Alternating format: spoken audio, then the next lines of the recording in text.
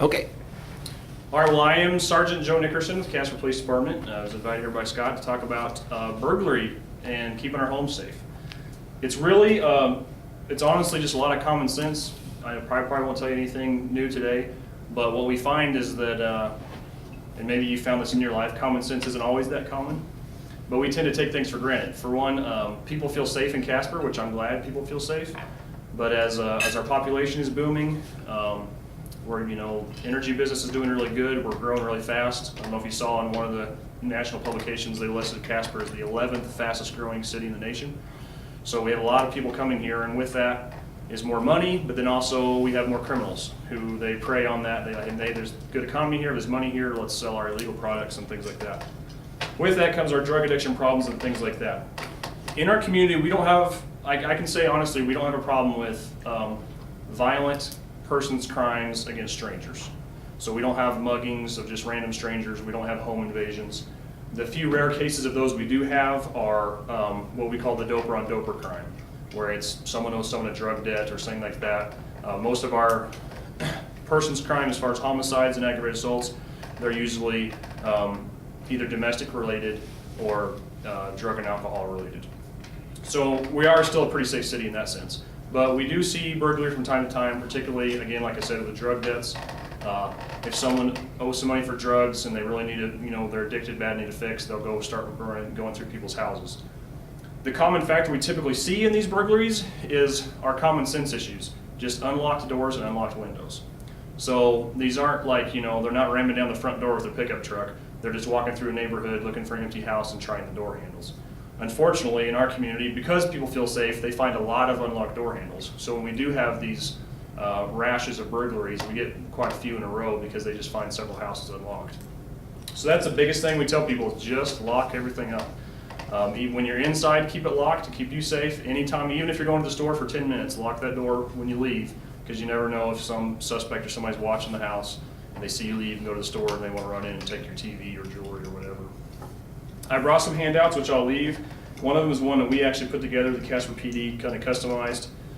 And what this is it's a bunch of checklists of things to keep in mind to keep your house safe. And then there's a couple more handouts. I think these are actually put together by some nonprofit groups and some insurance companies. This one's put together by farmers. And they're kind of redundant. They all kind of say the same stuff, but they're all just kind of checklists and things to keep in mind around your house. So obviously, first and foremost, we're telling people lock your doors, lock your windows all the time.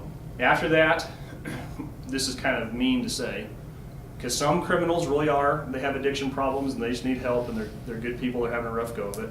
But criminals tend to be kind of like cockroaches. So they don't like the light, they don't like being seen, okay? So to keep our homes safe, we want to make them bright and open.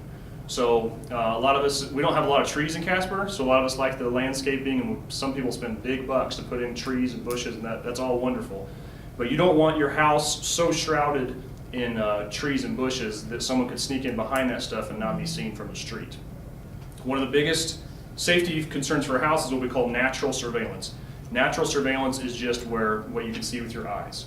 So like for a convenience store, we discourage them from putting lots of leaflets and stickers and things on their windows, because we want everyone from outside to be able to see that clerk at the front counter.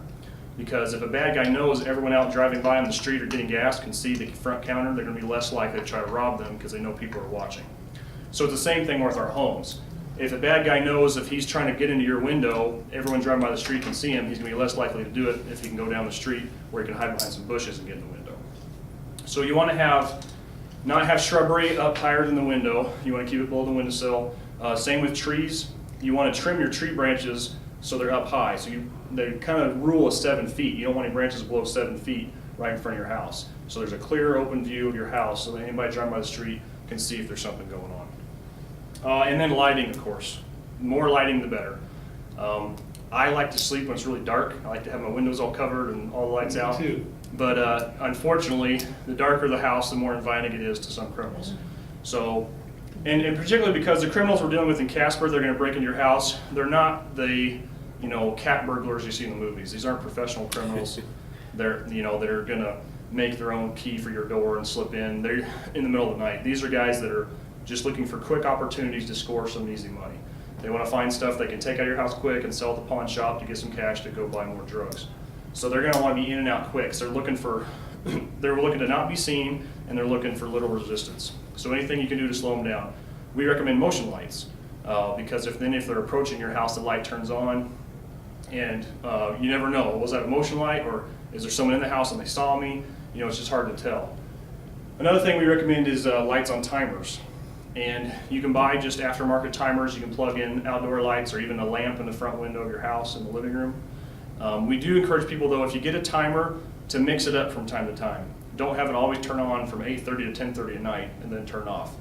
Because if you have a neighbor that may be of unsavory character and they notice this, okay, every night from 8:30 to 10:30 that light turns on. That's not a person. They've got their light in a timer. Then they'll be more willing to try to break in. But if it's inconsistent and turns on different times and different days and they don't know, they're going to be under the impression that you're up and around and paying attention and therefore are not a good target for them. The other big one is obviously vacations. And talking with senior citizens, a lot of you are smarter than me and you go south in the wintertime when it's cold like this. So, but not me, I'm here year round. So if you're going to be gone for long periods of time, you really need to have a good relationship, one, with your neighbors. Find some good neighbors you can trust to keep an eye on your place, or friends and family in town who come by your house frequently. And then there's just a few tips you want to do to make it look like you're living there. One, if your neighbors have a good relationship with them, you just need to let them know, hey, can you keep an eye on my place? I'm going to be gone for a few months when it's cold. Here's the number to reach me at, things like that. But some things you want to do is, for example, in the wintertime, you want to have, you might cost you a little money, but pay some high schooler or some kid trying to make some money to shovel your walk in your driveway, even if you're not there. Because to the bad guy that's walking through the neighborhood, he sees a shoveled driveway and a sidewalk, he thinks someone's there. If he comes by and there's 2 feet of snow, no one shoveled for the last 3 snows we've had, they know, okay, that house is empty. So it's obviously more target. Same with mail and newspapers. You want to either have your mail routed to somewhere else or held at the post office, and have your newspapers canceled while you're out of town so they're not stacking up on the door or stacking your mailbox isn't shoved full of stuff to make it obvious that you're not there. And of course, that's wintertime, which is on my mind because it's freezing cold today. In the summertime, you want to do the same kind of thing. If you're going to be gone for several weeks or a month or any time in the summer, you want to have somebody that'll actually go mow your grass. Because long grass and an unkept place, again, obviously makes it look like no one's there. So have somebody mow the grass. I talked to a guy recently, back to the wintertime, rather than go to all the trouble to just shovel his walk, he just has one, when he's out of town, he has one of his sons drive over his house and just drive up into his driveway and back out again. So at least there's tracks in the driveway. So he looks like he's lazy, but at least it looks like he's there. So just little things like that to make it not an easy target, because that's what we want to do is what we call target hardening. Anything we can do to make it less appealing to criminals, where they don't feel safe, where they can just sneak in and out and get stuff, where they feel like they're going to have a hard time with resistance or be caught in the act. Beyond lights, and of course we talk about alarm systems. Alarm systems are great. And there's lots of good companies out there. You probably should do a little research, make sure you're getting a quality company, but pretty much all the big name companies are pretty good. What you do want to do though, if you get a security alarm for your home, you need to get a permit from the city of Casper. It's like $15 or something, it's annual fee, it's not expensive. But that way we have on file that you have a security alarm at your residence, and that way if we respond, we have a listing and we know who to contact and say, hey, we're at your house. If you're on vacation or something like that, or heaven forbid something terrible happens to your home, we know who to get a hold of. And of course those are great. I recommend audible alarms.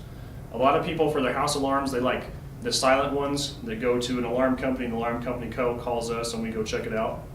And that's absolutely fine. That's what we do as police officers. We love to do that. But because most of our criminals are what I said earlier, they're the drug addicts or things like that that are trying to get in and out fast, and they're usually scared half to death the whole time they're doing it, an audible alarm is more likely to just scare them away. So by the time we get there, they're long gone. It's harder for us to catch them that way, but it's more likely your house will be safe because they're more likely to run away before they actually get anything. So I recommend audible alarms, but either audible or silent are good. You can also, with electronic alarm companies, there's lots of different ones out there, but they'll sell panic buttons. So while you're in your house, I know some of our senior citizens have a hard time getting out and about and getting around. So you can have it right by the bedside. If you hear someone in your house or you're afraid or something like that, you can press that button and it'll trigger the alarm from wherever you are in the house. which will alert your alarm company and then us as well. If you pay for the service, you usually have to pay for a service for them to call us, but it's an investment people make. I also like to encourage people, I know I told you we don't have home invasions really here, but that day could come. We're growing fast, we could get more serious criminals here, so I like to, it's not fear mongering, but I just like people to be prepared. I encourage people to have some kind of safe room in their house. So somewhere near your bedroom, and it can be as simple as a closet, just a bedroom closet. But a couple things to have in there is have a cell phone and a charger in there, and then also have a way to lock it from the inside, which can be as simple as buying a deadbolt and having it installed from the inside rather than the outside. So particularly for some of our senior citizens, who I said can't get up and about that well, if for some reason someone did break into your house in the night and you're scared, you could go into that closet, lock it from the inside, and have a cell phone and call the police. That way you don't have to be trying to run out the house, or if it's a day like this, I don't think I would run away from a bad guy on a day like this. I'd say, take what you want, I'm staying under the covers. But anyway, but that way it's close to the bedroom, you can be there, be safe, have the door locked, and then talk to us on 911.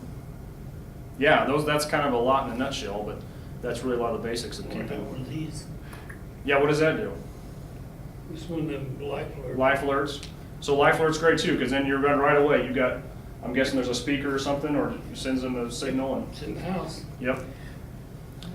If you have had if you have been the victim of a burglary and your stuff has been taken, what are the chances that you'll get it back? Are they very good at all? That's a good point. Typically they're not that good, only because we don't have people in a good habit of recording serial numbers. There's a lot of different ways out there where they call a project ID, where you like engrave your name or address or something on all your stuff, and people don't like to do that as much. Obviously, expensive items, electronics, your cameras, your TVs, things like that. Just jot that serial number down somewhere, and then even don't keep it with the item. Keep it somewhere else in a little fire safe or something like that. That way, that's the number one way we recover stuff is serial numbers. Because the state of Wyoming and Colorado, I think most of the surrounding states, they all have laws on the books where if someone pawns an item in a pawn shop, the pawn shop has to record that serial number into a database, and it has to stay there 30 days before they can make a transaction on it. So our detectives have access to that database. So if someone says, this is my serial number, they just periodically get on that database and check, and sure enough, whoop, yep, that's at this pawn shop, and then they get it back. So that's the best way to record serial numbers. If it's an item that doesn't have a serial number, we encourage people to take a picture of it. If it's unique jewelry or things like that doesn't have an identifying mark and you don't want to mark it up, take pictures of it, have some kind of description of it, and keep that stored away, either electronically on computer files or actually hard copy somewhere. That way you can actually present that to the officers. This is exactly what it looks like. This is how it's unique, and I know it's mine, and then we can use that to try to find it later. If they steal your computer, then you're in trouble. Yeah, if they steal your computer, you're kind of in trouble there. So that's why you need backups or online storage in the cloud or things like that. Or a trusted friend or relative's house, have backup copies.